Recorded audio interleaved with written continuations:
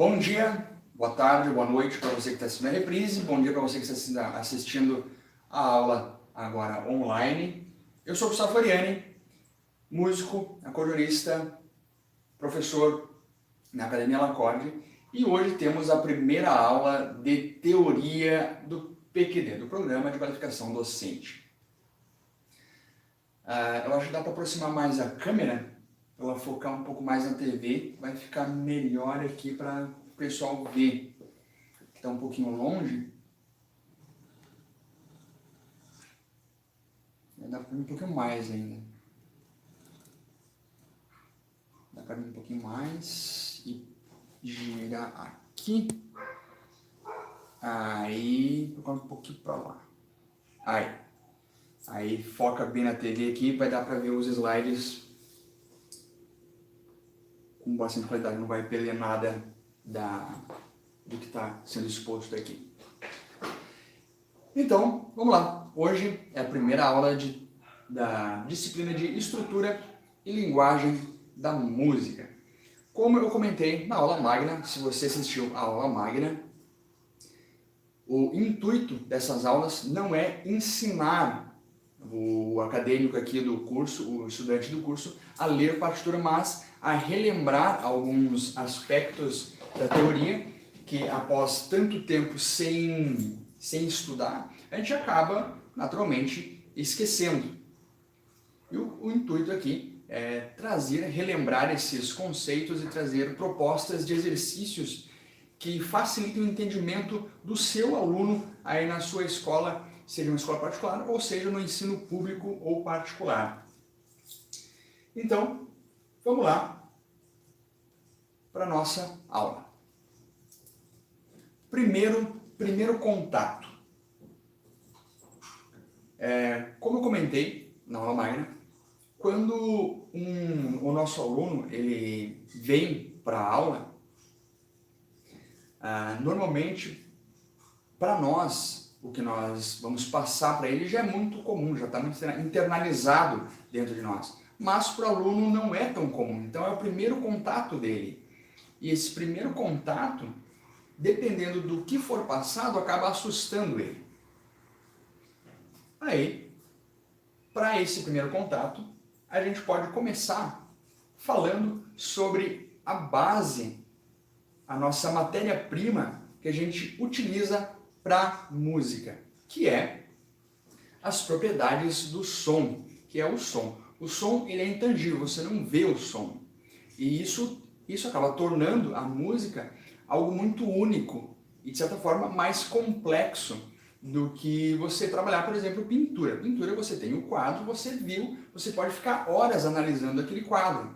Mas a música não. A música você solta ela, você ouve, e se você quer ficar analisando, você tem que ficar repetindo e repassando aquela música várias vezes para poder analisar ela. Porque, a partir do momento que o som ele é executado e ele se extingue, não dá mais para voltar. Ele acabou ali. Então você precisa ficar utilizando de um meio de gravador para poder ficar reouvindo, para ficar ouvindo várias vezes e ficar analisando aquilo ali. O som ele é dividido em 4 partes. Ele possui 4 partes importantes, 4 partes principais dele, que é a altura, a duração, a intensidade e o timbre. A altura. Quando nós falamos de altura, nessa questão de elemento, não é a altura sonora. Às vezes o aluno acaba confundindo a altura com esse volume está alto, mas não tem a ver com o volume, mas sim com a afinação, com a altura da nota, mais agudo ou mais grave. Esse é um erro constante que a gente acaba repetindo. Quando a gente fala em altura, a gente não está se referindo em termos técnicos a volume, mas sim a notas agudas e graves. Então, na altura, nós temos os agudos, a nossa estrutura musical, nós pensamos nos agudos indo para cima, nos graves para baixo, e as notas entre elas, ali tem o médio.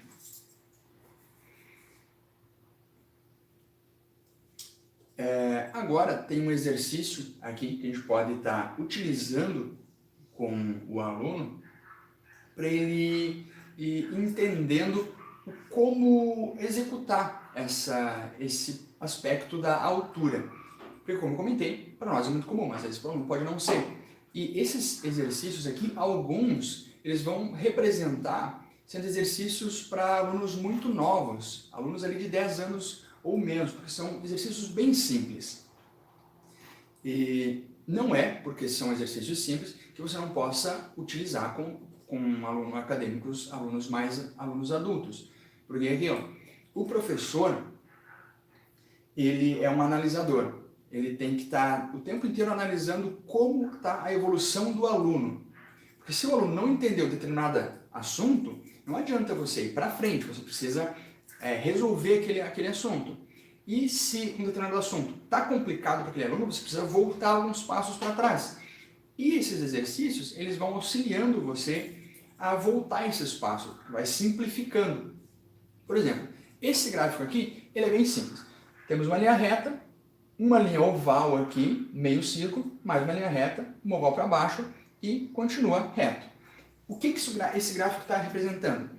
O som e as alturas. Isso é uma forma visual da gente poder interpretar o som.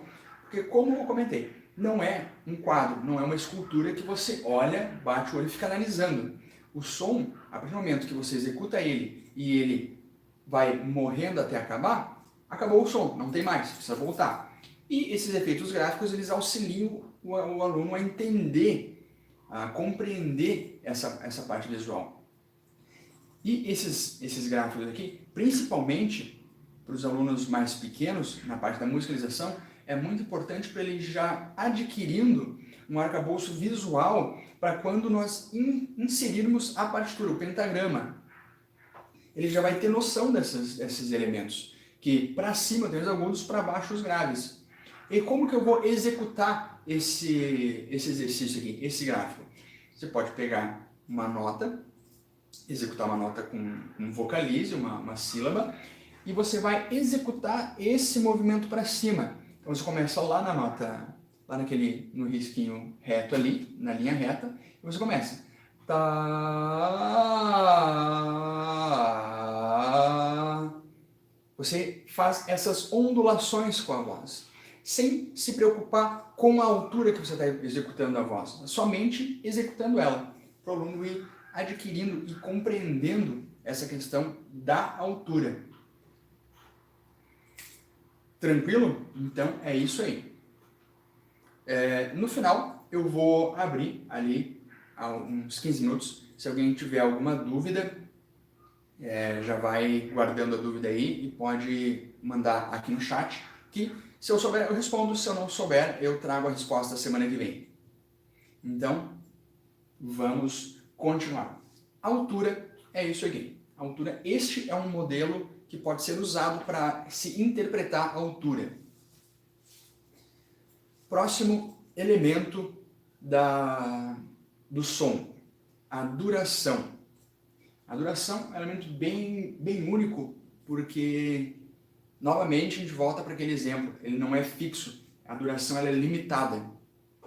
Enquanto, ou, por exemplo, num instrumento como o órgão, enquanto a nota está pressionada e o mecanismo está gerando som, a nota está executando, mas a partir do momento que você solta a tecla, a nota some. E como identificar visualmente a duração? Você pode utilizar barras na horizontal com tamanhos distintos, tamanhos diversos, para representar a duração. Por exemplo, aqui eu gosto de usar efeitos visuais padronizados para que o aluno já compreenda já tenha esse visual. Por exemplo, aqui, eu tenho essa barra aqui de baixo, que é bem longa. Essa barra longa, ela vai representar, teoricamente, aqui uma semibreve. E aqui em cima dela tem duas barras que são metade do tamanho dela, já representando notas que são a metade daquele tamanho. E essa pequenininha é metade dessa que é média, ou seja, já é menor. E aí nós vamos criando aquela pirâmide. E esses efeitos visuais são muito importantes para que o aluno consiga visualizar. Porque aqui o mais importante para o aluno é ele compreender compreender como executar, como funciona todos esses elementos. E como que eu vou executar esse exercício? Da mesma forma que o anterior. Eu pego uma sílaba, uma nota qualquer ali, sem se preocupar com notas, e executo a barra pensando em segundos. Por exemplo, se essa barra grande durasse 4 segundos, essa aqui é a metade do tamanho, duraria o quê? 2 segundos. E essa aqui é metade, duraria 1 segundo. Novamente fazendo a alusão, já preparando para quando for inserido no pentagrama, na partitura. Então como é que ficaria? Tá, tá, tá, tá, tá, tá, tá, tá, tá. Assim eu executo. E você pode criar vários formatos, vários exemplos diferentes desse modelo, desse exercício aqui. Ok?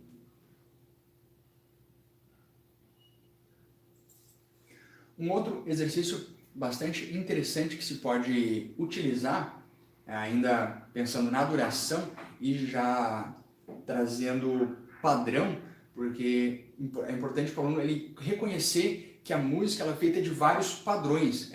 Existem muitos padrões dentro da teoria musical, dentro da música. E esse exercício aqui, em específico, ele já apresenta para nós esses padrões. Veja só, todas essas linhas verticais, elas estão criando um padrão, uma constante de notas. Tá, tá, tá, tá, tá, tá. E essas de cima, esses traços horizontais em cima, voltam ao exercício anterior, mesclando os dois. E para já perceber, olha só, aquele traço grande ali, ele está em cima de 4 barras verticais. Ou seja, se nós fizermos o que está proposto ali, bater palmas nessas barras verticais e cantar as barras horizontais, eu teria que cantar aquela barra de cima, cantar a nota e manter ela durante essas 4 barras ali. Aí eu tenho uma falha ali no meio. Ou seja, o que seria essa falha? Seria uma pausa. E aí, novamente, eu tenho uma outra ali que está sobre 2 barras. Aí, mais uma sobre 2, uma sobre 4, uma falha aqui no meio, uma pausa, e novamente aqui 2. E aí, com esse exercício, você pode criar vários modelos em cima dele, vários formatos para aplicar aos seus alunos.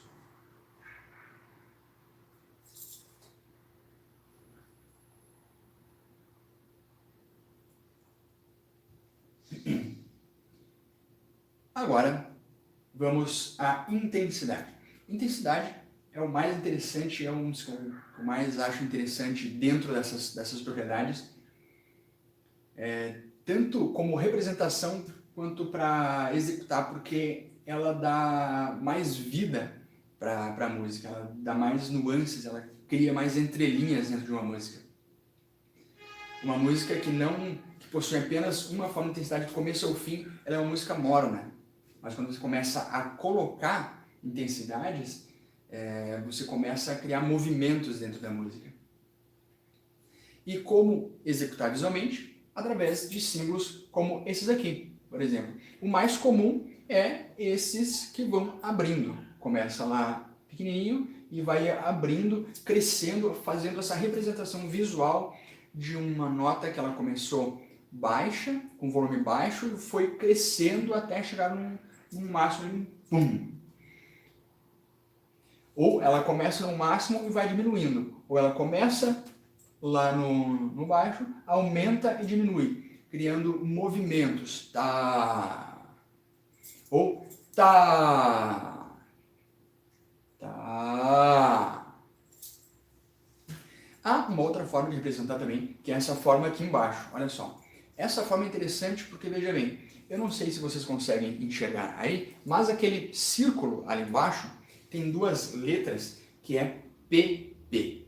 Essas duas letras, elas já são uma representação de sinais utilizados dentro do pentagrama, que é o pianíssimo. Ou seja, esses símbolos que nós já usamos no pentagrama são importantes que se aplique também nessas formas alternativas de se representar. Por quê? Porque já vai ficando fixo na mente do aluno que aquilo ali existe e que aquilo já foi usado e que nas aulas anteriores e que agora ele está vendo de novo. E nesse círculo grande tem dois Fs, que significa o fortíssimo. Quando você aplicar esse exercício, não há necessidade de explicar o que significa pianíssimo e fortíssimo. Porque esse pianíssimo, ou o próprio piano, pode acabar confundindo o aluno e ele pensar que o piano que a gente está falando é o instrumento, mas aqui, piano, a gente está se referindo à intensidade, ou seja, quando é tocado mais fraco. E o fortíssimo já autoexplica. E aí, o que representa esse gráfico aqui de baixo? Eu tenho o pianíssimo ali embaixo, o círculo com o PP ali embaixo, e eu tenho essa barra vertical, que o que ela representa? Ela está mantendo a nota. Então eu toco ela, mantenho, e quando chego nesse círculo grande com o FF, com o fortíssimo, dá aquele boom na música, aquele forte de súbito. E essa é uma forma de representar visualmente essa dinâmica. Tem as dinâmicas de crescendo, as dinâmicas de diminuindo, crescendo, diminuindo, e tem essa dinâmica de crescer de súbito e diminuir de súbito. Dá para fazer o inverso também. Como que executaria esse gráfico de baixo? Eu pego ele embaixo, tá, e aí cresce aqui embaixo, cresce aqui no fortíssimo. A tela aqui pediu para girar o dispositivo.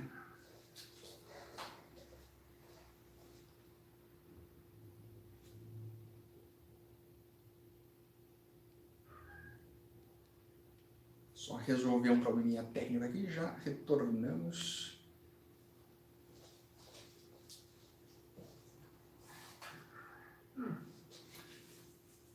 Se houver algum problema com a tela aqui, com a imagem, manda nos comentários ali que a gente já resolve.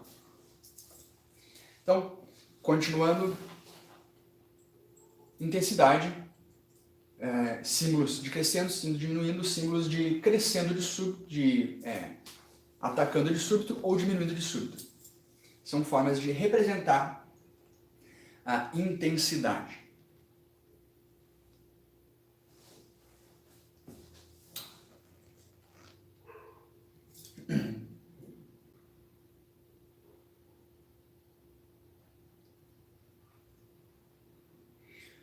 E o timbre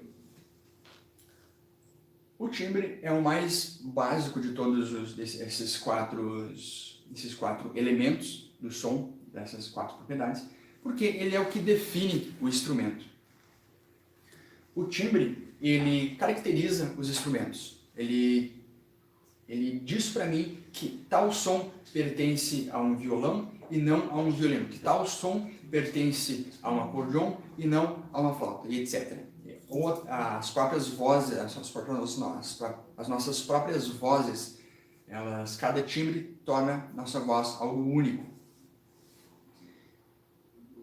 Ele é o mais básico de todos eles. Pode trazer várias imagens de instrumentos, trazer sons também, áudios desses instrumentos isolados, para que os alunos vão conhecendo eles aos poucos. E aí, agora, nós podemos utilizar novamente gráficos visuais para representar, criar linhas melódicas com esses gráficos para representar sons, representar até melodias. Esse exercício é um exercício bem interessante, é bem engraçado de se fazer, porque cada aluno vai interpretar esses elementos visuais de uma forma. Essas interpretações são muito interessantes, porque aqui isso é uma forma de escrever alternativa. E a partitura não, a partitura ela é exata. Quando você está ali no pentagrama e tem uma nota longa em determinada linha, é para ser aquela linha exata. É exatamente aquilo ali. Aqui não, aqui é muito conceitual, aqui é muito aberto. A interpretação que nós temos para gráficos assim, ela é muito aberta. Por exemplo, a tablatura é uma forma de escrita alternativa, que ela acaba criando uma interpretação um pouco mais aberta. Ela não é 100% exata, a tablatura. Diferente da partitura. A partitura ela é 100% exata. E esses elementos visuais, eles vão nos dando, criando exercícios diferentes, né? Elas vão dando interpretações diferentes. Esse daqui é bem legal, porque você pode criar músicas através desses elementos. Por exemplo, ali tem o círculo, novamente, círculos grandes que vão diminuindo, e eles já estão em direção para baixo, apontando para baixo. Esses efeitos de para baixo e para cima são muito interessantes, porque o aluno ele já vai criando na mente esse visual de que para baixo está sempre para cima os agudos. E como eu comentei, muitos desses exercícios que eu estou passando aqui, eles representam sempre alunos muito, muito pequenos, mas às vezes os grandes também precisam. E o professor precisa estar atento ao desenvolvimento do aluno, ao progresso do aluno. Então, como que nós poderíamos executar esse gráfico aqui? Tem 3 círculos ali, também diferentes, aí vem essa linha, crescendo, essas barrinhas verticais e horizontais, e como ficaria?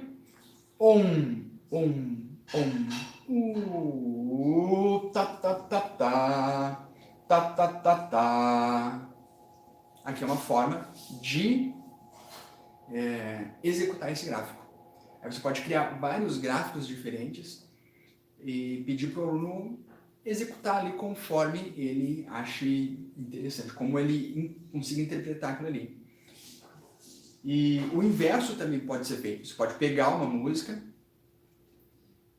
e colocar aquela música para o aluno representar ela em gráficos. Por exemplo, tem uma música aqui.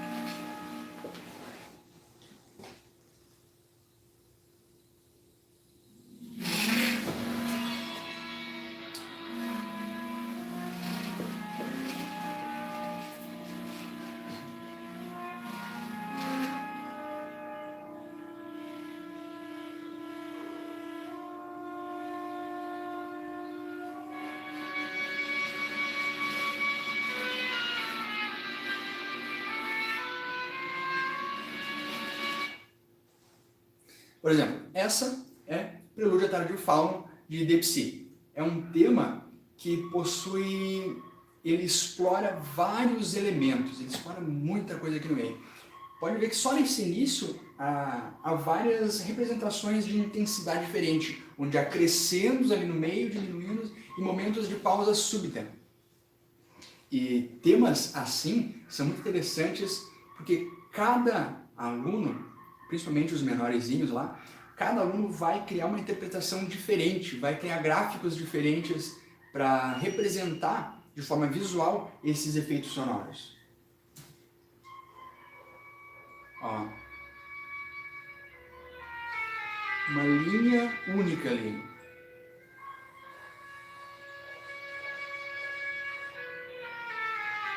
Cresceu,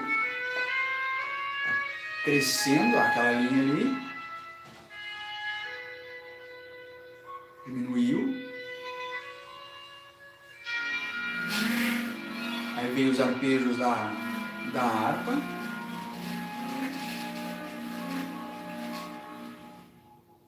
e entrou numa pausa súbita. Essas músicas com esses efeitos são interessantes porque vão criar gráficos muito engraçados. E é um exercício muito bom, é muito musical. É muito legal para os alunos fazer esses tipos de exercícios. E como eu comentei ali no início, o aluno, na verdade não comentei isso, eu vou comentar agora esse no início. Quando nós vamos aprender algo novo, e esse determinado assunto ele é completamente desconhecido para nós, conforme o professor inicia a primeira aula, ele vai marcar no aluno se ele vai continuar fazendo, se ele vai querer continuar aquilo ali, ou se ele vai abandonar de vez. Porque dependendo de como você aplique tudo aquilo ali, vai acabar gerando um medo no aluno, porque tudo que é novo acaba gerando certo distanciamento, certo receio, principalmente se a gente não consegue entender. Aí tem os dois tipos de pessoas, aquela que é teimosa e fica batendo em cima da tecla até conseguir, ou não conseguir, e aquela que fica com medo e desiste.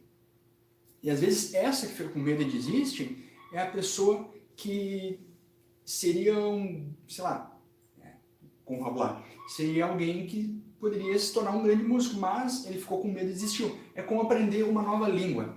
Eu lembro quando eu fiz o curso de inglês, era tudo muito novo, era tudo muito diferente, e era muita regra nova, verbo to be, era muita coisa nova.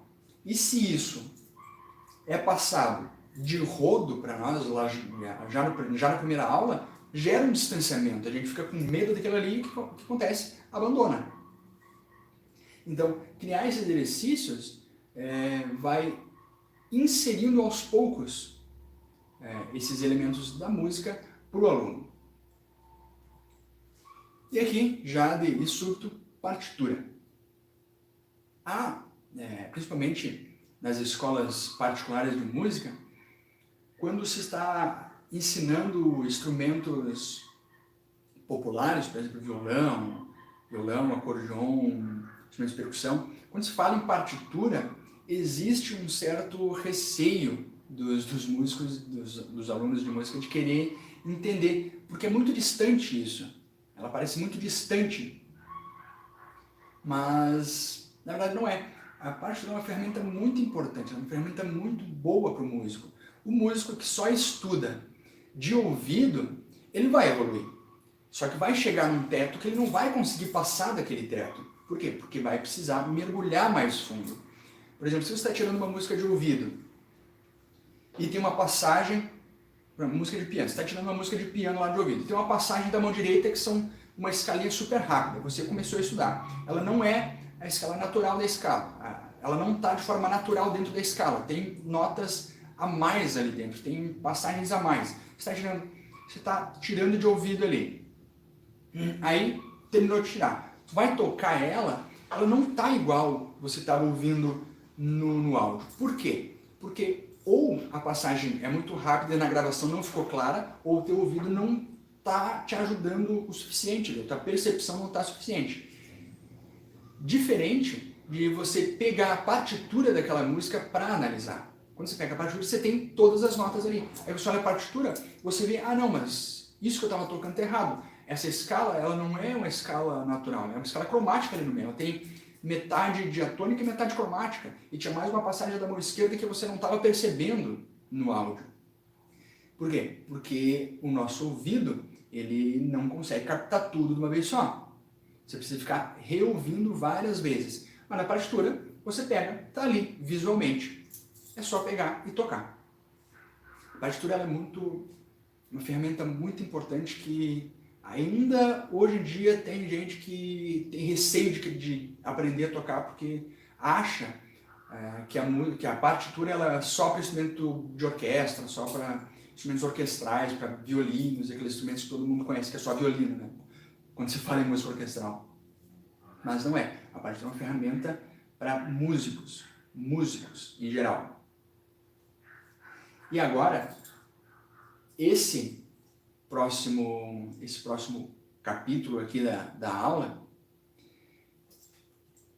que nós vamos falar de pentagrama e das figuras musicais, ele é muito importante porque é a base. Essa aqui é a base da partitura. O aluno ele precisa compreender muito bem esses dois elementos básicos aqui, porque se ele não entende isso aqui, não vai adiantar você ficar dando passos para frente, ficar em cima de outras coisas, se ele não compreendeu isso aqui. Precisa ficar muito bem claro. Então, iniciando com o pentagrama. Então, pentagrama é uma palavra que vem do grego pentagrama, que significa o que tem 5 linhas. Então, penta de 5, gramo de desenho, linha ou letra. E uma curiosidade aqui é que pentagrama não é só as 5 linhas do pentagrama da música, mas, por exemplo, essa estrela de 5 pontas também é um pentagrama. Essa é uma curiosidade muito interessante da etimologia da palavra. E quando nós começamos a falar de partitura, que já apresenta esse pentagrama, assim, se você já coloca ele de início, pode gerar aquilo que eu falei, um medo, um receio no aluno de querer seguir com aquele conteúdo. Então, ao invés de já apresentar de cara o pentagrama e de início já com tudo ali, o que tu faz? Tu pode começar com uma linha só. Uma única linha. Você não precisa colocar todas as linhas de uma vez só. Coloca só uma e entende aquela linha ali.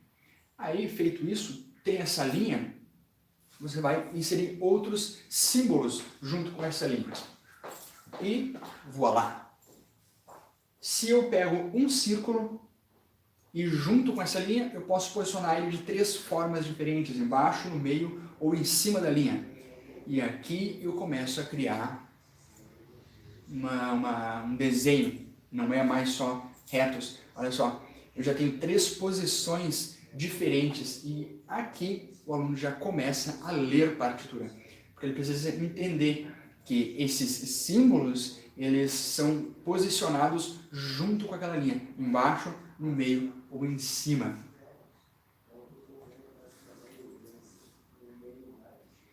Esse exercício eu já vi alguns modelos onde o professor, em vez de usar um círculo, utilizou um quadrado para representar essa bolinha. Só que, veja bem, o quadrado ele não tem relação nenhuma com os símbolos que nós vamos utilizar na notação musical depois. E o círculo, sim. O círculo, por si só, já representa uma figura musical. Isso não precisa ser dito para o aluno já nisso. Isso aqui é uma semibreve. Mas o que é semibreve? Nem chegou nas figuras ainda. É um círculo. Um círculo e uma linha. Depois tu vai usar tudo isso na partitura. E aí o aluno começa a criar gosto por aqui, porque vai lentamente, ele vai ficando curioso para saber o que vem depois. E aí, veja bem, o que eu posso fazer? Passo a inserir, a falar das notas. Aí, nesse caso, se o aluno é muito pequeno, por exemplo, uma criança, e ele ainda não conhece as notas musicais, aí você ensina para ele, dó, ré, mi, fá, sol, lá, si, dó. Só que tem que ficar muito atento nesse ponto aqui, porque se você ensina essas notas para ele, e aí você fala, dó, ré, mi, fá, sol, lá, si, dó, mas você falou todas as notas com uma única entoação. Você não cantou as notas para cima, dó, ré, mi, fá, sol. Você apenas rezou elas. E aí, se você faz esse exercício, a nota do meio é um ré. Que nota vem depois? Que nota vem para cima? Ele pode acabar achando que essa nota que vem para cima não é o mi. Ele pode pensar que é o dó. Então isso tem que ficar também explícito, tem que estar atento a esses detalhes. Quando eu falo a escala, eu estou falando ela do grave para o agudo. Dó, ré, mi, fá, sol, lá, si, dó. Ou dó, si, lá, sol, fá, mi, ré, dó. De trás para frente. Então, quando eu tenho um ré na bolinha do meio, na bolinha seguinte, para cima eu vou ter a nota seguinte depois do ré, ou seja, o mi, e antes ali o dó. E aí com isso, o que você faz? Você começa a inserir mais linhas. Vai uma linha de cada vez. E aqui, olha só, eu já tenho agora 2 linhas e entre as linhas aparece um novo elemento, que é um espaço.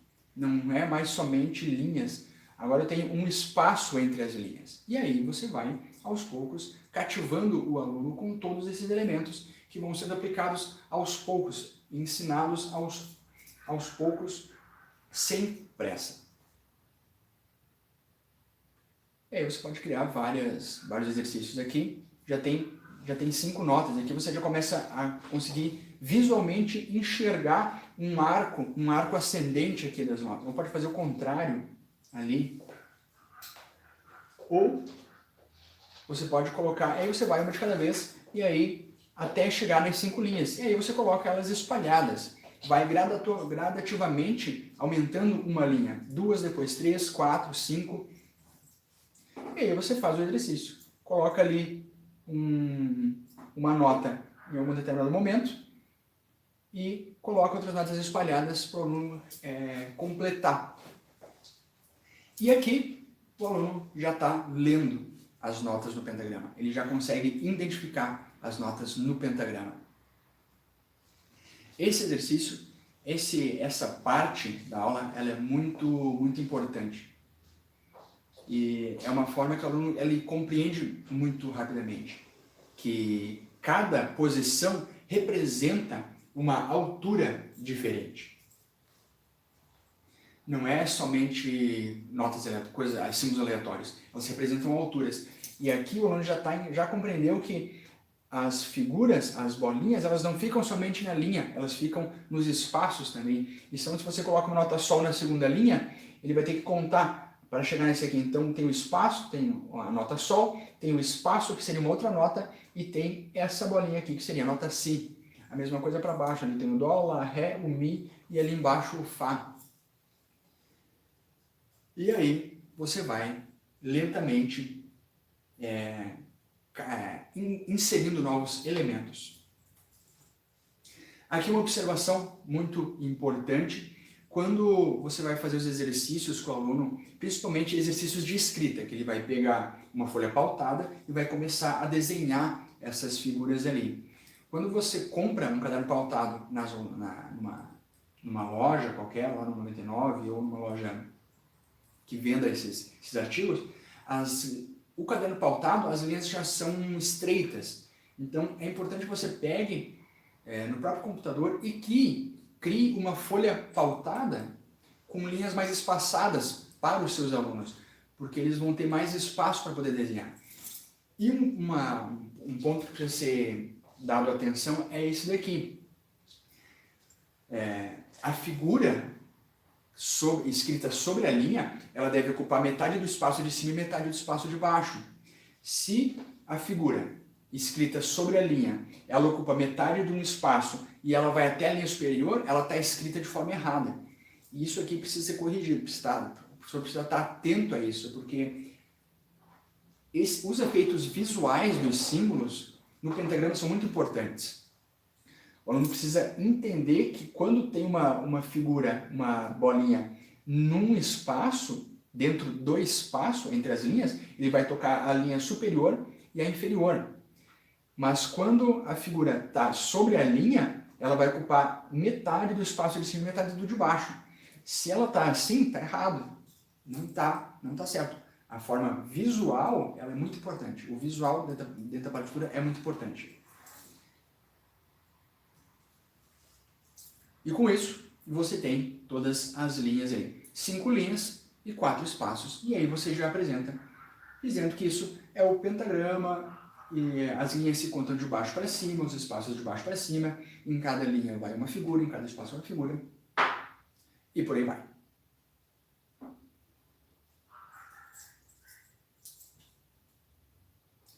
Tranquilo, moçada campeira?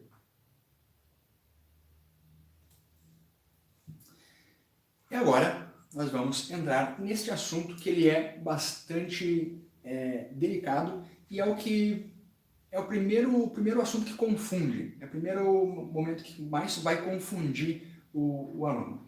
Independente se ele seja bem novo ou já de idade ou meia idade, vai haver algum grau de confusão no início. Porque as figuras musicais, elas representam duração. Olha só. As figuras musicais, elas possuem a função de indicar a propriedade do som referente à duração. E agora que vem o grande pulo do gato. É uma figura que vai representar tamanho, mas elas possuem todas o mesmo tamanho. Vamos por partes. A figura ela possui três partes principais ali, que é a cabeça, a haste e o colchete. E aqui eu volto naquele exercício ali, falando do círculo e das linhas. Por que utilizar círculo e não um quadrado, como o outro exemplo? Porque o círculo ele já está na figura. Toda figura ela vai ter uma cabeça. No mínimo, ela vai ter a cabeça. A semibreve, que é a figura mais simples, ela é somente um círculo que é aberto no meio. Ela é só as bordas ali. Aí vem depois a mínima, que é aberta e tem uma haste. E aí vem as outras figuras. Então, se você já insere desde o início esses elementos que lá na frente já estarão familiarizados, é muito mais simples do que você colocar elementos que não existem, que não vão ser nunca mais usados. Por exemplo, se você usar a linha e ao invés de um círculo, um quadrado. E, entendido isso, aqui nós temos agora todas as figuras de som e as figuras de silêncio. Para cada figura tem uma figura de silêncio respectiva. E aí, durante as aulas, você vai apresentar, em algum momento, você vai apresentar essas figuras. Não precisa apresentar todas elas de início. Começa com as três primeiras, a semibreve, a mínima e a semínima. Apresenta só essas três ali e apresenta as pausas delas também. Para que o aluno vá, como eu comentei, indo aos poucos, entendendo e compreendendo esses elementos. E agora a gente começa a entrar na matemática pura da música, porque cada figura, elas são representações matemáticas. Cada figura possui metade do valor da figura anterior e o dobro da figura seguinte. Então, essa grade aqui, ela precisa ser compreendida também. Eu estou vendo ela da figura mais longa para mais curta, ou seja, a figura do meio ela é metade da anterior e o dobro da seguinte, com todas as figuras. E como eu comentei, lá no início, alguns assuntos para nós são muito óbvios. Para nós isso é muito óbvio. Uma figura é metade da anterior e o dobro da seguinte. Então, para nós é muito óbvio, mas para o aluno que está começando ali não é óbvio. Eu volto a citar o exemplo do curso de inglês. Para o professor lá de inglês é muito óbvio aquilo, mas para o aluno que está aprendendo, conhecendo as novas palavras, entendendo como colocar elas, como organizar elas numa frase, aquilo é tudo novidade. Então, tem que ser feito aos poucos. E aqui, a figura, então, ela é metade da anterior e o dobro da seguinte, e quando nós começamos a estudar esse momento de leitura das figuras, não existe um método, uma fórmula mágica que você aplica e o aluno sai lendo.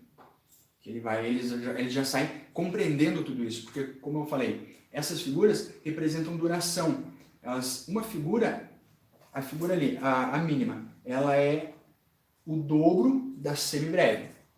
Mas elas têm o mesmo tamanho. Como que uma figura vai ser o dobro da outra? Porque o símbolo representa isso. Eu tenho que olhar e entender que aquele símbolo, ele é um símbolo que representa algo maior que essa daqui, que é maior que essa. E isso para o aluno é complicado. E para poder facilitar esse entendimento, a gente usa os recursos que nós temos aí, os métodos que nós temos. Não existe uma fórmula mágica que você aplica e o aluno sai lendo. O que existe é trabalho. Você tem que... não existe fórmula. Você tem que trabalhar, tem que ficar fazendo exercício, ficar revendo. Não só na música, mas em qualquer área do conhecimento. Não existe um caminho mais curto para você chegar lá. Senão, tem que trabalhar muito, tem que ficar revisitando, refazendo, fazendo exercícios, revendo com conteúdos, porque Só assim esse assunto vai entrar na cabeça do aluno. Uma das formas de se apresentar esses elementos é utilizando o gráfico de pizza, que é esse gráfico redondo. Porque aqui, dessa forma que está disponibilizado aqui nesse gráfico, você já consegue ter um visual da situação. Porque veja bem, no primeiro gráfico você já tem a semibreve ali dentro. No gráfico seguinte, na pizza seguinte, ela está cortada no meio e tem duas mínimas. Aqui tem 4 semínimas e o gráfico ele segue até a semifusa. E aqui é muito importante ficar claro, porque veja bem, a semibreve ela é uma figura que ela está ocupando todo aquele espaço. Se você pega esse círculo de pizza e ao invés de olhar para ele como um círculo de pizza, você pensar que é um compasso, a semibreve está ocupando todo o espaço, todo o compasso. Essa aqui, eu preciso de 2 dessas para poder compreender todo o compasso. Eu preciso de 4 semínimas para compreender todo o espaço. E conforme eu vou fracionando, o que vai acontecendo? O pedaço da pizza vai ficando menor. E no nosso caso, a nota, o som vai ficando menor. A duração vai ficando mais curta. E isso precisa ficar muito claro para o aluno. Que conforme a nota vai diminuindo, a duração dela vai diminuindo, ela vai ficando mais curta. E aí, como comentei, se nós pensamos executar esse gráfico pensando em segundos, eu costumo trabalhar com segundos porque é uma unidade de tempo que todo mundo entende. Qualquer aluno vai compreender isso. Se você começa a falar de tempo, vamos pensar que essa nota dura 4 tempos. Tá, mas o que é o tempo? Às vezes esse conceito de tempo para o aluno ainda não está estabelecido. Então se você fala que a nota vai durar 4 segundos, ele entende que são 60 BPM. Então, em termos técnicos de música, é 60 BPM. Para o aluno é os segundos do relógio. Então ele entende que é 1, 2, 3, 4. Isso está muito claro para ele. E aí você usa esses elementos para ir aplicando. Então você tem ali a semibreve, dura 4 segundos. Se você fraciona, obviamente você vai ter uma figura que vai durar a metade dela, que é 2, aí 4, e aí você vai fracionando. Só que se você for fracionando, o que é a metade de 1 para o aluno? Para ele pode não entender que se você fraciona esse aqui em 8, você vai ter 8 colcheias, e 8 colcheias que é 0,5. Dependendo do aluno, se for um aluno muito novo, ele pode ainda não entender o que é esse conceito de 0,5. Então você faz o quê? Você traz outros elementos. Porque isso aqui também esse aqui não era para estar embaixo. Enfim, esses segundos aqui não era para estar aqui agora. Não era para estar nesse gráfico. Foi um erro aqui da diagramação do gráfico. Ignore esses segundos aqui de baixo. Pensa, olha só para o gráfico. A mínima. A mínima ali, no gráfico, ela está ocupando todo o gráfico. Se eu fraciono, eu tenho aqui uma semínima. Se eu fraciono, agora eu tenho as colcheias. Só que o pulo do gato está aqui. Nesse momento aqui, a semibreve, ela não cabe naquele primeiro gráfico. Porque a semibreve é o dobro da mínima. Então, se eu coloco uma semibreve ali dentro, não vai caber. E aqui entra a confusão, porque esses símbolos representam duração. Só que a duração eu não vejo, eu não enxergo, não é como um quadro. E se a figura ela é pequena e eu digo que ela cabe ali dentro, e que se a outra figura que é menor que essa ali, ela não vai caber, isso pode acabar gerando uma confusão também. Enfim, é um processo lento que o aluno precisa ir aos poucos sendo inserido dentro desse conteúdo. Isso aqui, esse formato de gráfico é um formato que eu procurei para ver se eu achava um gráfico assim, e eu não achei. O único formato que eu achei é um gráfico com o gráfico de pizza, com a semibreve, a mínima, a semínima e a semidiminuta. Dessa forma, eu não achei nenhum. Só que no pentagrama, quando nós vamos para a partitura, esse gráfico aqui, esse formato também existe. E precisa ser aplicado, precisa ser ensinado também. E agora, compreendendo que tudo esses símbolos aí, tudo isso aí é uma matemática pura, você pode fazer exercícios desse modelo. Pega a semibreve é igual a quantas mínimas? Porque até aí, o aluno está só substituindo os símbolos por números. Está fazendo um jogo matemático. A semibreve é igual a quantas colcheias? Ele vai ter que fazer aquela divisão, aquele fracionamento ali. Nesse caso, né, a mínima é igual a duas semínimas, a semibreve é igual a 8 colcheias. Só que a questão aqui é o seguinte, a semibreve ela não é igual a 8 colcheias. É que dentro de uma pizza que cabe uma semibreve, cabem 8 colcheias. A colcheia não é igual à semibreve. Eu preciso de 8 colcheias para ter uma semibreve. Eu preciso somar 8 para ter uma.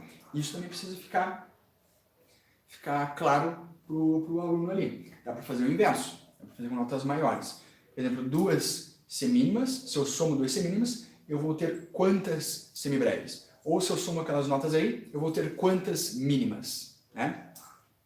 3 semínimas, 2 colcheias, vai dar 2 mínimas e uma semibreve. Tranquilo? Tranquilo até aí? Ok. Já se passaram aqui 50 minutos de aula. Eu vou fazer uma pausa de 5 minutos rapidinha. Se você tem alguma dúvida, você que está assistindo aqui ao vivo, se tem alguma dúvida, manda no chat. Se eu souber, eu respondo. Se não souber, eu trago a resposta semana que vem. Eu vou já deixar o slide seguinte preparado. Vou fazer uma pequena pausa de 5 minutos, aí eu retorno e nós damos seguimento até o final. Tranquilo? Daqui a 5 minutos eu volto marcando no relógio.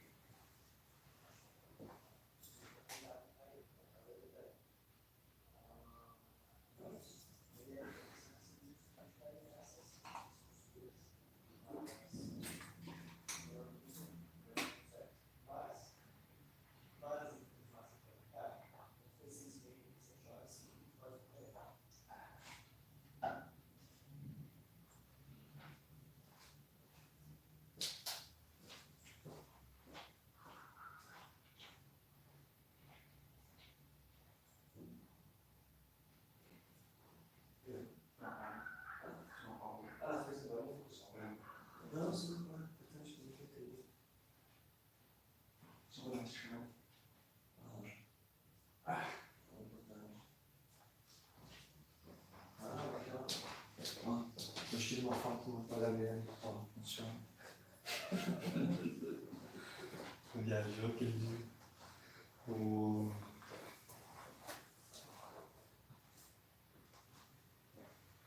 É isso, né?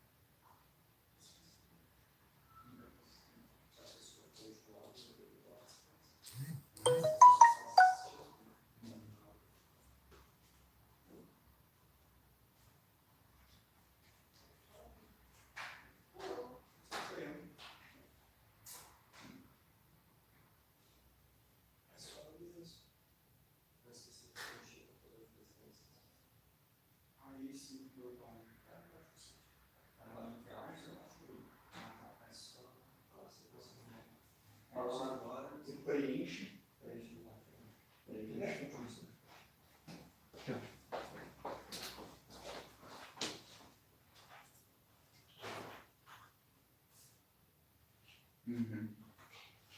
Uma agora e uma não sei também. É só isso. Pode ser milhar.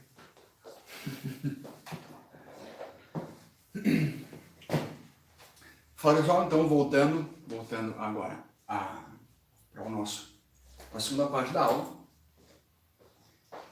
No começo eu esqueci de comentar sobre a presença, então você que está assistindo agora, você que vai estar assistindo a reprise, é importante que você faça o preenchimento lá no site da Academia Lacorde do controle de presença. Você coloca o nome, coloca o e-mail embaixo e vai colocar um número que eu vou dizer agora. O número é 0308. Você vai colocar esse número como sequência numérica. Então você coloca o teu nome, você preenche ali o controle de presença, nome, e-mail e a sequência que é 0308. Esses números é para a gente ter um controle de quem está assistindo. Só vai saber a sequência quem assistiu até aqui. Então preenche lá, faz seu controle e vamos dar continuidade aqui para a aula de teoria, a aula de estrutura e linguagem da música. Bom, antes nós estávamos falando sobre as figuras musicais, os possíveis exercícios que pode ser aplicado com estas figuras, e agora nós vamos para um outro ponto de tem que tomar bastante atenção na hora de se explicar para que não haja confusão para o aluno.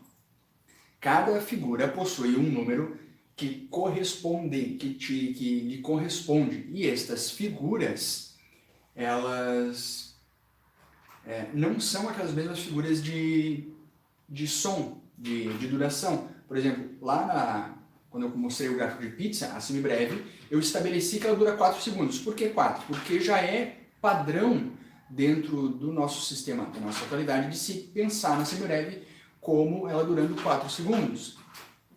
Mas pode ser que você encontre uma partitura onde a semibreve ela não dure 4 segundos, ela dure só 1.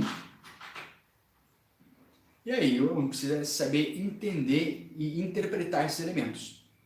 E aí esses números que vêm agora, eles são muito importantes porque eles aquele número que representa. Quando nós entrarmos no assunto de fórmula de compasso, esses números correspondentes, eles são muito importantes, porque é eles que formam a fórmula de compasso. E esses números, eles são tirados daquele gráfico de proporção das figuras, que é esse gráfico que a gente conhece de pirâmide, onde eu tenho uma, que eu divido da duas dá 4, divido e etc. Assim vai acabando. E os números são esses aqui. Semibreve 1, a mínima 2, a semínima 4, a colcheia 8, a semicolcheia 16, a fusa 32 e essa aqui 64. Só que aqui está o grande pulo do gato, a grande pegadinha da questão. A figura que representa 1 nesse sistema aqui é a semibreve. Deixa eu voltar. É a semibreve. Então, a semibreve, se eu divido, eu tenho 2. Porém, se eu isolo a semibreve daqui e penso só na mínima, a mínima passa a valer 1, a ser representada pelo 1.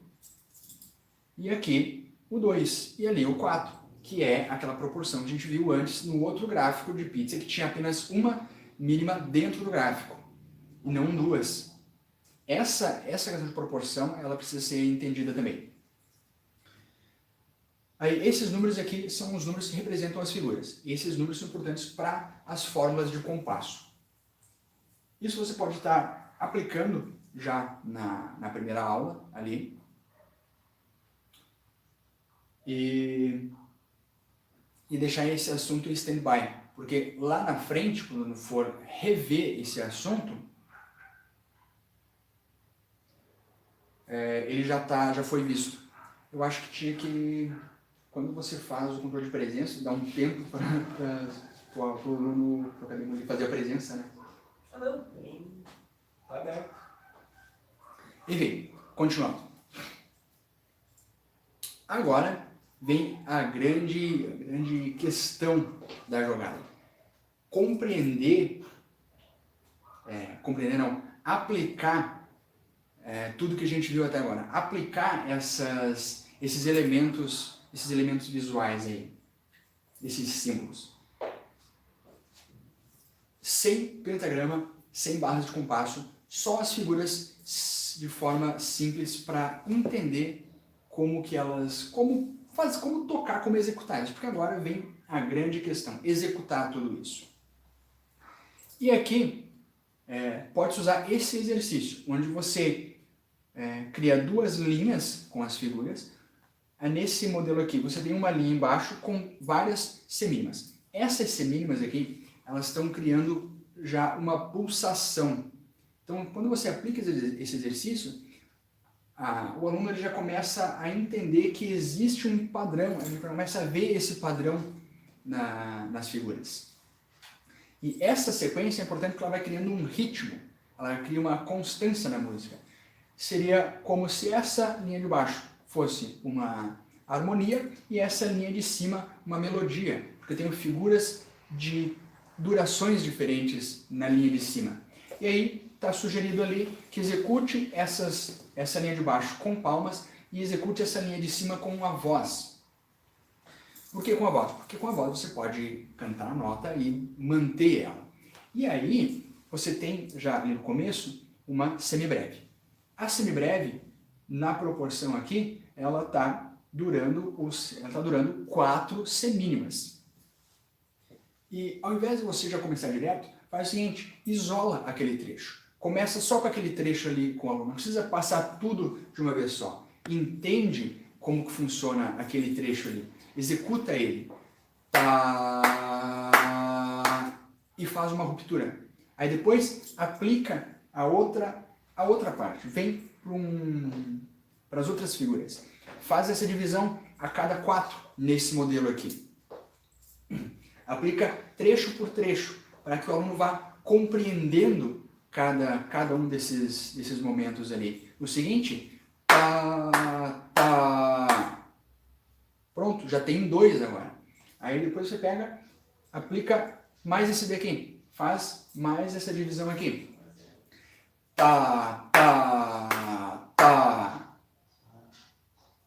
Faz várias vezes esses fragmentos, para que o aluno vá compreendendo cada um deles. E aí por último, aí depois faz esse último que é igual ao primeiro, e aí depois você executa toda ela.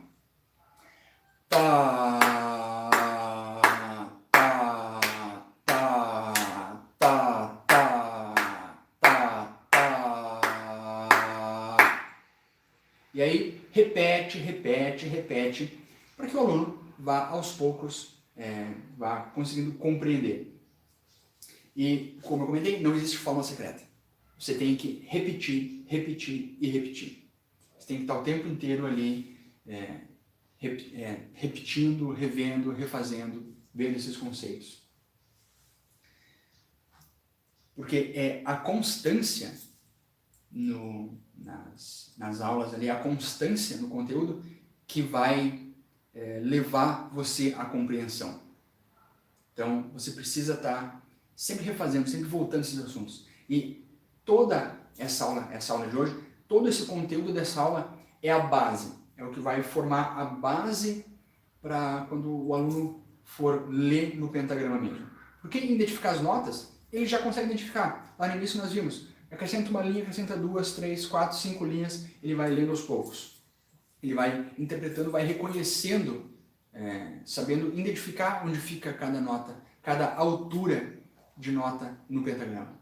Mas é esse assunto ali, esse assunto da leitura rítmica, a leitura das notas, que tem que ficar muito bem claro. É importante também que quando você escreva monte esses exercícios, o efeito visual fique bem claro. Aquela ali é a semibreve, a primeira semibreve. Ela é uma nota longa, ela está representando 4 semínimas, ou seja, dela para a próxima tem que ter um espaço maior. O efeito visual ele é muito importante na partitura, isso precisa ficar muito claro também, desde o início. E se no início o efeito visual não fica claro, na hora de ir para pegar uma partitura para ler, ele não vai conseguir, ele vai ficar confuso. Então, esses efeitos visuais, eles precisam estar claros. Olha só, essa célula aqui, normalmente é uma célula complexa, quando a gente troca essas figuras por semicolcheia, colcheia, semicolcheia. É a mesma figura, é a mesma coisa, é a mesma forma de ler. A diferença é que eu tenho figuras com valor maior, mas é a mesma forma de leitura. Outro exercício, que é interessante se fazer também, é criar linhas distintas. Esse aqui é bastante interessante, porque ele vai trabalhando coordenação motora também. Você tem como se fosse linhas melódicas distintas, 2 linhas melódicas. Aqui eu sugeri, no exercício está sugerido mão direita e mão esquerda, mas você pode fazer palmas e uma sílaba com a voz. Ou se for uma aula em turma, você pode fazer também, dividir a turma em 2 partes. Metade da sala faz uma e metade da outra sala faz outra linha. Ou se o aluno pode fazer uma linha e você faz outra. Usa a criatividade para criar exercícios diferentes, outros modelos de exercício. Enfim, esse aqui é interessante porque ele vai trabalhar as duas coisas. Então eu tenho uma linha melódica em cima e outra linha embaixo. E aí, deixa eu ver onde vai ficar aqui. Enfim, eu não vou executar isso aqui agora porque não vai dar para ver as minhas mãos aqui, mas enfim. Vocês entenderam qual é a ideia? Cria linhas diferentes. E aí depois você vai acrescentando outras figuras. Veja só. Aqui, para cada figura nova que você vai acrescentando, às vezes é importante que uma linha ela crie esse padrão, essa sequência, essa pulsação de figuras. Por exemplo, aqui nós inserimos... Acender uma luz agora. Deixa eu acender uma luz que deu uma escurecidão.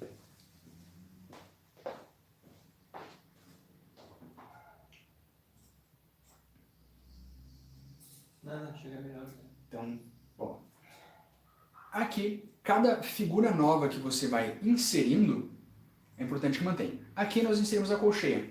Olha só. Aí quando começa a entrar a colcheia na jogada, ela começa a dar uma confundida, porque entre a colcheia, entre uma semina e outra, tem uma figura no meio. Tá, mas como que eu executo isso? Volta naquele exercício.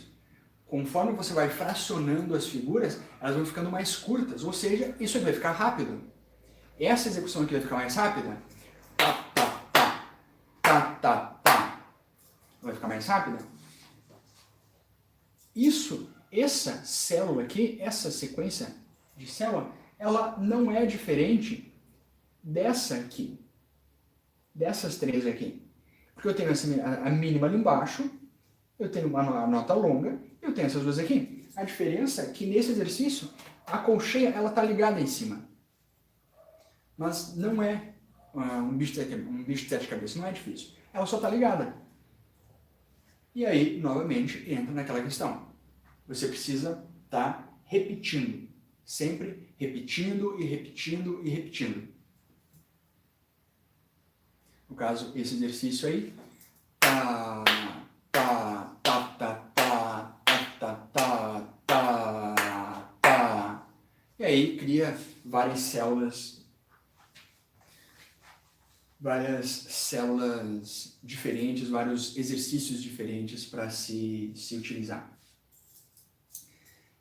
Esses exercícios, esses gráficos que eu estou montando, como referência bibliográfica para criar esses exercícios e montar essas aulas, eu utilizei 2 livros que são esses aqui. Exercícios de teoria musical, esse aqui está bem surrado. Exercícios de teoria musical, uma abordagem prática, da Marisa Lima e do Sérgio Figueiredo. Esse livro, ele é bem interessante, é bem bom, é bem legal esse livro aqui. Ele traz tudo bem resumido. Ele traz várias sugestões de de exercícios. Você pode encontrar ele, adquirir. É um exemplar muito bom para a teoria. E eu usei também esse outro livrinho aqui. No caso, esse aqui é o 2, tem um, que é o Princípios da Música para a Juventude, da Maria Luísa Matos Prioli. É um livro bem bom também. Ele traz tudo bem organizadinho, traz várias sugestões de exercícios. O interessante desse livro aqui da Maria Luísa Matos Prioli é que a cada sequência de conteúdo, há uma série de exercícios que ela apresenta ali para você responder referente ao conteúdo anterior. Isso é uma prática interessante para música, para teoria, porque você não tem esses exercícios. Então, fazer essas avaliações a cada fim de conteúdo é bem interessante, bem importante. Essas são as duas biografias que eu utilizei para montar esses exercícios, para montar esses slides dessa aula de hoje. Então, voltando aqui ao exercício, voltando à aula, uma outra forma que você pode estar usando com o decorrer das aulas é apenas disponibilizar uma linha rítmica e sugerir a pulsação com outra figura. Isso é bem interessante porque o aluno vai ter que imaginar aonde estão as notas. Ou, no começo, ele pode até preencher. Ele vai ali e escreve, faz a contagem ali das figuras e escreve onde cada nota vai ser colocada, cada figura vai ser colocada. Mas o ideal é, com o tempo, ele apenas consiga identificar sem precisar estar escrevendo a pulsação embaixo. Porque esse pulso, esse ritmo, como eu comentei, ele não precisa entender já no início, não precisa utilizar esses termos já de início. O que é o ritmo? Uma sequência ali de uma sequência rítmica. E utilizar também com outras figuras, não somente figuras. Ali nós tínhamos aqui a mínima como figura de pulso. Então, tá, tá, tá, tá, tá, tá. O pulso estava ali. Tá, tá, tá, tá, tá, tá.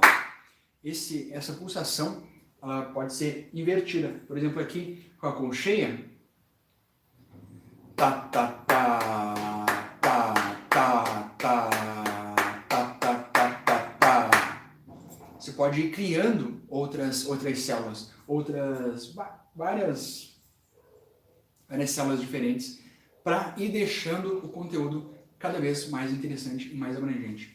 Você pode utilizar semínimas, pode usar uma mínima também. E volto a repetir, a disposição das notas, ela precisa, olha só, a mínima é uma nota longa, então ela está distante das notas seguintes. Esse recurso visual, eu volto a bater nessa tecla, porque o recurso visual é muito importante. As figuras, elas não têm tamanho, elas possuem o mesmo tamanho. Ó, a mínima tem o mesmo tamanho da sembreve, só que a duração dela é maior. E a duração dela é o dobro daquela ali. Então, ela precisa ter uma distância maior. Isso precisa estar visualmente representado. Eu não posso colocar todas as notas empilhadinhas e entender e executar a partir do que. Já tentou empilhar todas as notas e executar o exercício? Fica mais complicado. Porque o recurso visual, ele é muito importante. Isso, eu digo que na leitura de partitura, é o ponto principal. É o que precisa ser dado bastante atenção, sempre que possível. O recurso visual das notas, o distanciamento delas. Bom, nós já vamos nos encaminhando para o fim. tem um outro conteúdo para a aula de hoje, mas não vai dar tempo de passar ele todo, porque que as claves, que seria o último ponto desse conteúdo, que é o que vai dar nome às notas. Esses slides aqui, eles serão disponibilizados. E agora no início vamos só dar uma pincelada por cima desse conteúdo aqui. E aí nós já encerramos por hoje. Então, claves. A origem da palavra, ela vem do latim, significa, que é do claves, que significa chave.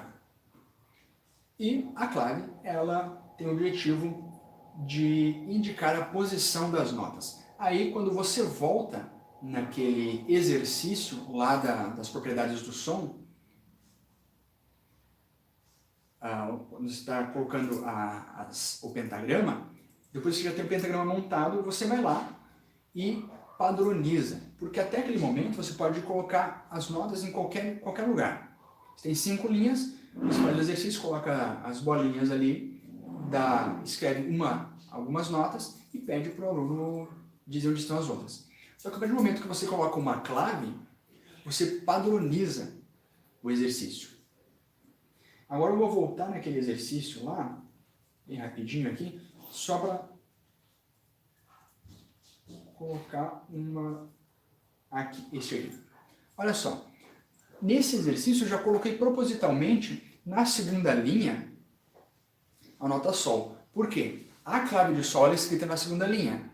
Então, se o aluno, já nesses exercícios, ele começa a fazer a leitura pensando, já fazendo a leitura com essas notas já pré-colocadas, você pode colocar, por exemplo, cria uma outra disposição e na quarta linha você coloca a nota Ré e depende para o aluno escrever as outras notas.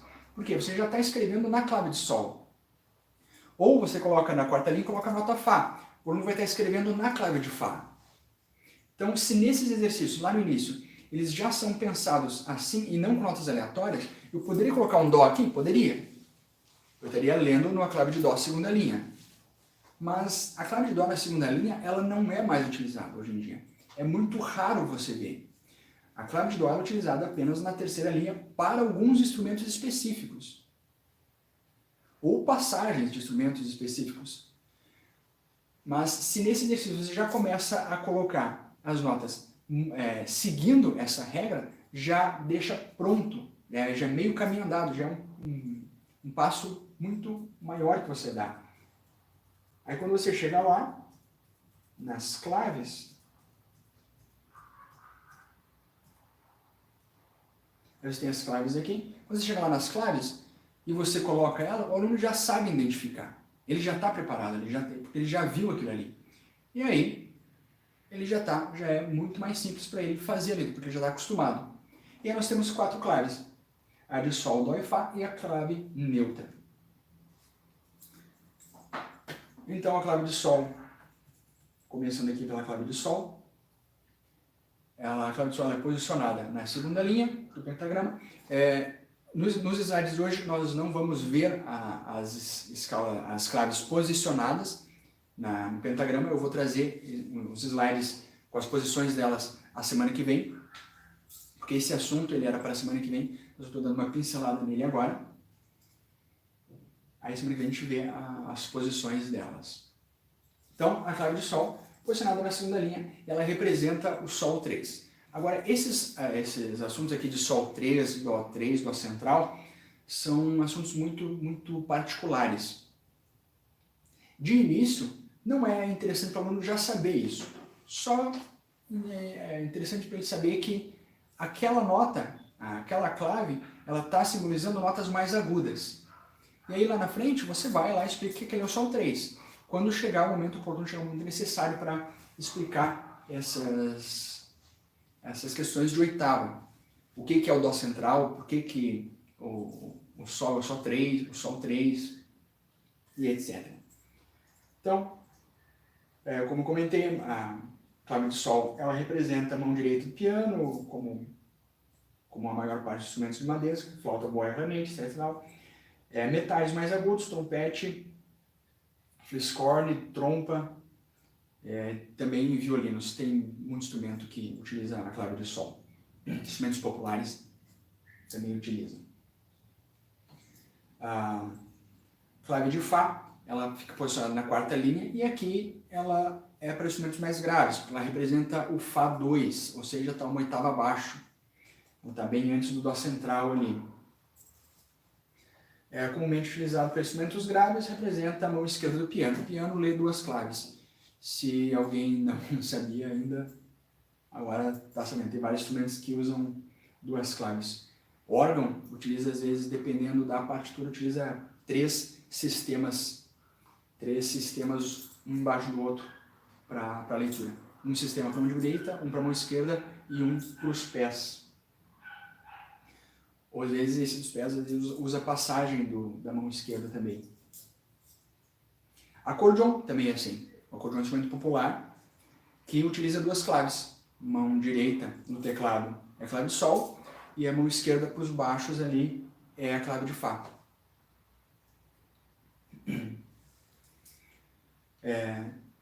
Também, aqui agora vem as curiosidades das claves. A clave de Fá, ela também é escrita na terceira linha. Também existe uma clave de Fá na terceira linha. E por que isso? Para deixar as vozes um pouco mais agudas. Então ela dá uma baixada. O Fá 3 estava ali, ela deu uma baixada. Então eu tenho mais agudos para cima. Ela possibilita um registro mais agudo ali.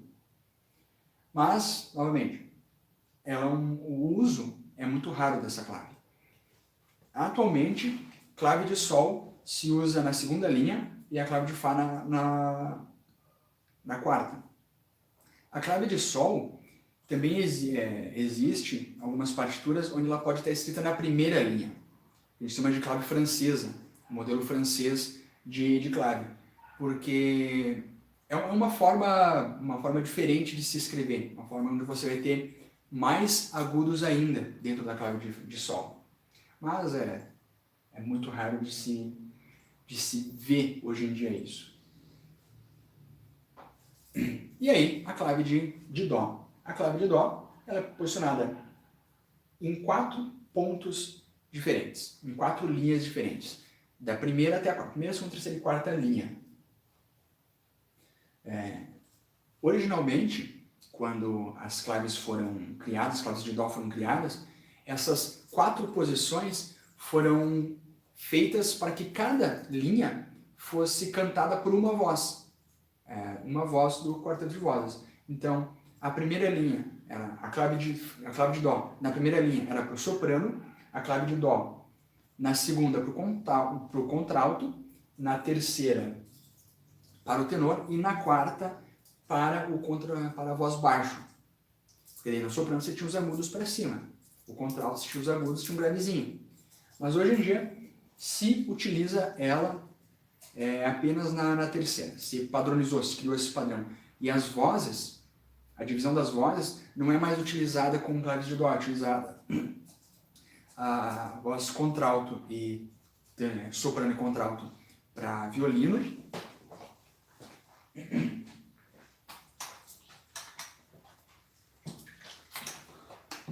E as vozes tenor e baixo escritas na clave de Fá. Tem uma questão interessante da clave de sol que os violonistas utilizam. Você pode encontrar em alguns lugares a clave de sol com um 8 embaixo. O que esse 8 representa? Significa oitava abaixo. Para os violões, o violão ele é um instrumento que no começo, quando começou a se estudar o violão, começou a se introduzir ele na teoria, ele era lido em 2 claves. Ele era lido em clave de sol e clave de Fá. Só que com o tempo, isso foi ficando complicado. Então, passou a se utilizar a clave de sol com uma oitava abaixo. Os violonistas ficaram com preguiça de ler 2 claves, e aí só pegaram uma e mudaram ali. ele escreve numa clave só. Mas a representação é essa. E aí a clave de Sol com a oitava abaixo, todas as notas escritas ali estão uma oitava abaixo. Então, voltando a de Dó. Dó, 4 linhas, se usa apenas na terceira.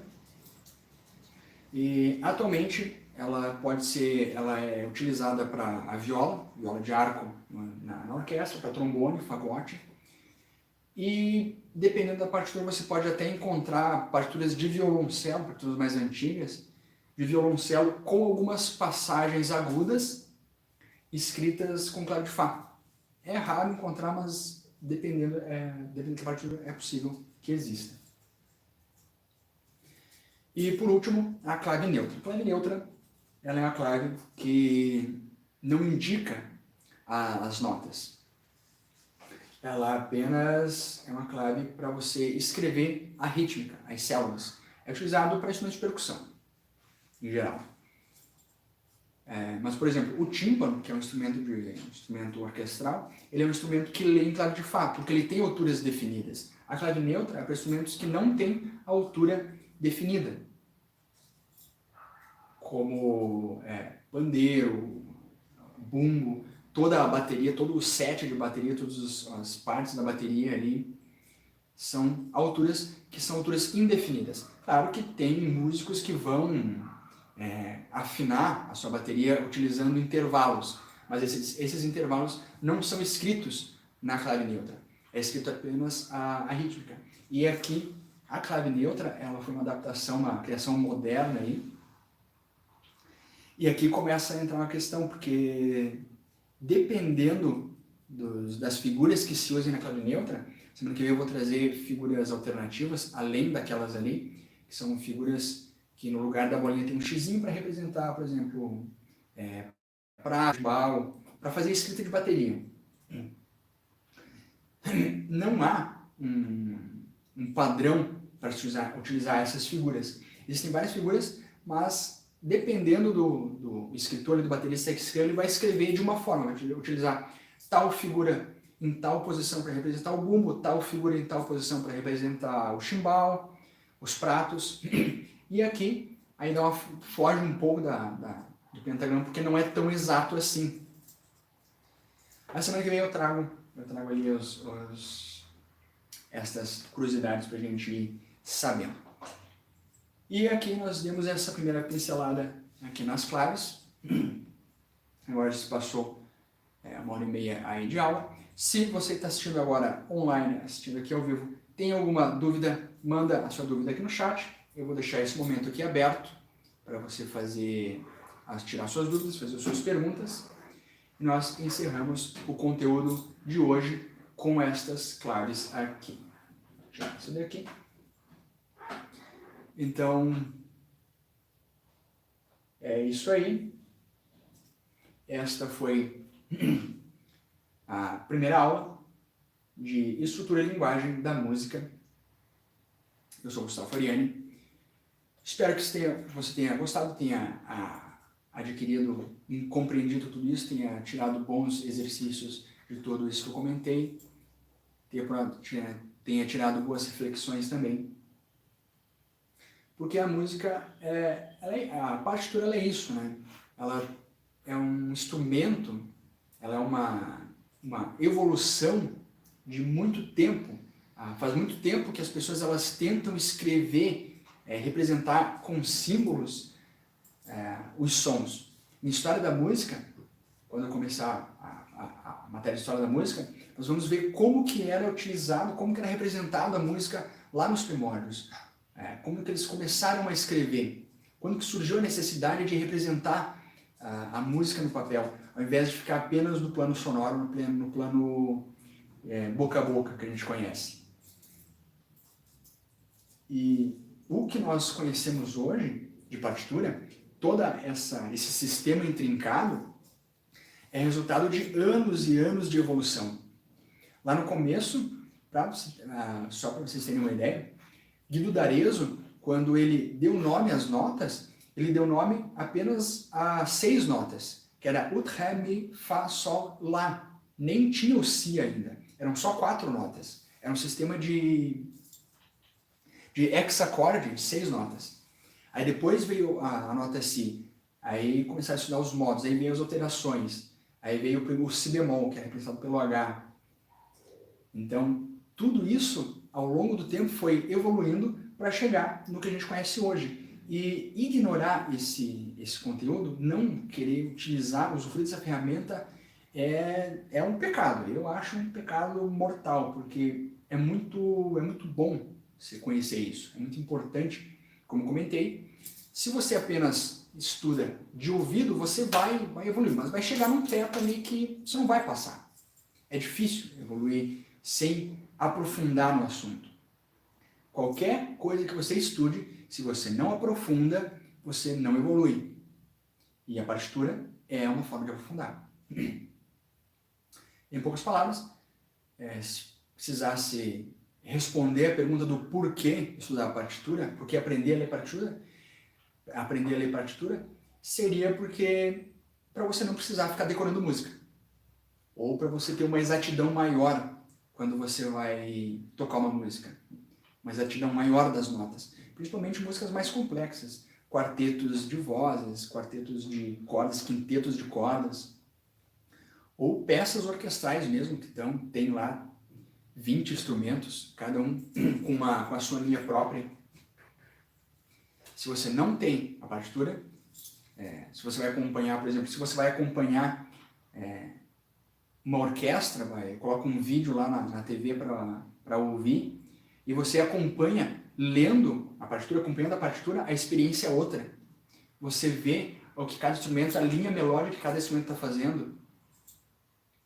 E outra, você não precisa aprender partitura para ser um músico de orquestra. Você pode aprender partitura simplesmente para esse evento único, que é ouvir uma peça, um concerto, acompanhando a partitura, entendendo o que cada instrumento, qual é o movimento que cada instrumento está fazendo.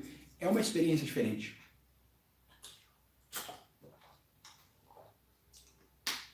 E a partitura é isso. Então, creio que seja isso. Algum comentário? Produção? Não. Nenhuma dúvida? Então, se surgiu alguma dúvida no decorrer das aulas, você pode mandar sua dúvida pelo formulário ali abaixo no site.